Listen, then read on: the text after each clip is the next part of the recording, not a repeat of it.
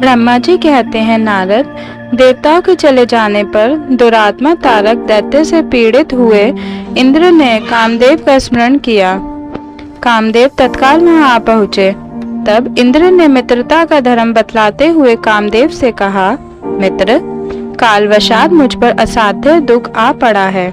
उसे तुम्हारे बिना कोई भी दूर नहीं कर सकता।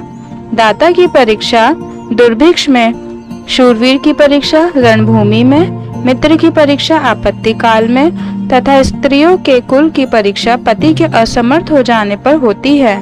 तात संकट पड़ने पर विनय की परीक्षा होती है और परोक्ष में सत्य एवं उत्तम स्नेह की, अन्यथा नहीं। यह मैंने सच्ची बात कही है।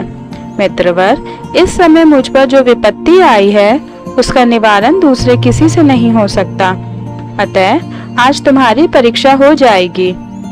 यह कार्य केवल मेरा ही है और मुझे ही सुख देने वाला है, ऐसी बात नहीं, अपितु यह समस्त देवता आदि का कार्य है, इसमें संशय नहीं है। इंद्र की यह बात सुनकर कामदेव जी मुस्कुराए और प्रेम पूर्ण गंभीर वाणी में बोले। काम ने कहा, देवराज, आप ऐसी बात क्यों कहते हैं?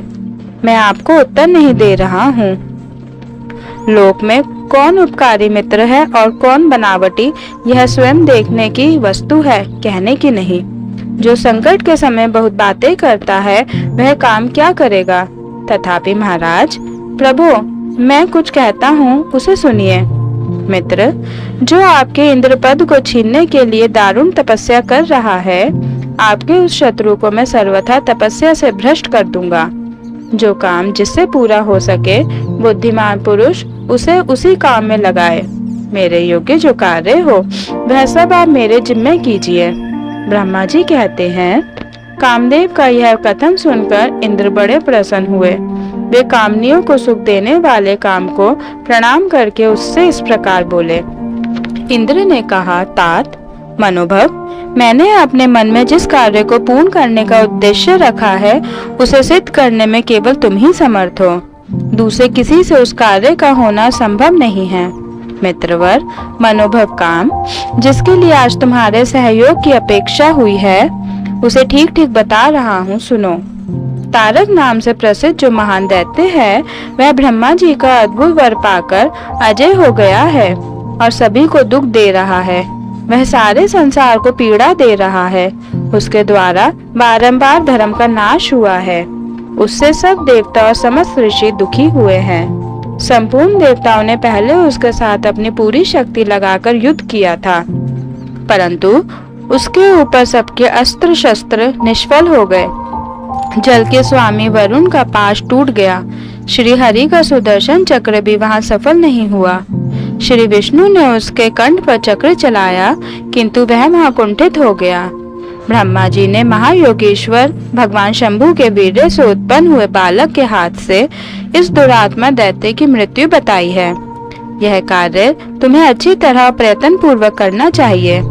मित्रवर, उसके हो जाने से हम देवताओं को बड़ा सुख मिलेगा। भगवान शंभु गिरिराज हिमालय पर उत्तम तपस्या में लगे हैं। वे हमारे भी प्रभु हैं, कामना के वश में नहीं है, स्वतंत्र परमेश्वर हैं। मैंने सुना है कि गिरिराज नंदिनी पार्वती पिताजी की आज्ञा पाकर अपनी दोनों सखियों के साथ उनके समीप रहकर उनकी सेवा में रहती हैं। उनका यह प्रयत्न महादेव जी को पति रूप में प्राप्त करने के लिए ही है, परंतु भगवान शिव अपने मन को संयम नियम से वश में रखते हैं। मार, जिस तरह भी उनकी पार्वती में अत्यंत रुचि हो जाए, तुम्हें वैसा ही प्रयत्न करना चाहिए। यही कार्य करके तुम कृतार्थ हो जाओगे और हमारा सारा दुख नष्ट हो जाएगा। इतना ही नहीं, लोक में तुम्हारा स्थायी प्रताप फैल जाएगा। ब्रह्मा जी कहते हैं, नारद, इंद्र के ऐसा कहने पर कामदेव का मुखारविंद प्रसन्नता से खिल उठा। उसने देवराज से प्रेम पूर्वक कहा, मैं इस कार्य को करूंगा, इसमें संशय नहीं है। ऐसा कहकर शिव की माया से मोहित हुए काम ने उस कार्य के लिए स्वीकृति दे दी और शीघ्र ही उसका भार ले लिया। वह अपनी पत्नी रति और बसंत को साथ ले बड़ी प्रसन्नता के साथ उस स्थान पर गया जहाँ साक्षात योगेश्वर शिव उत्तम तपस्या में लगे।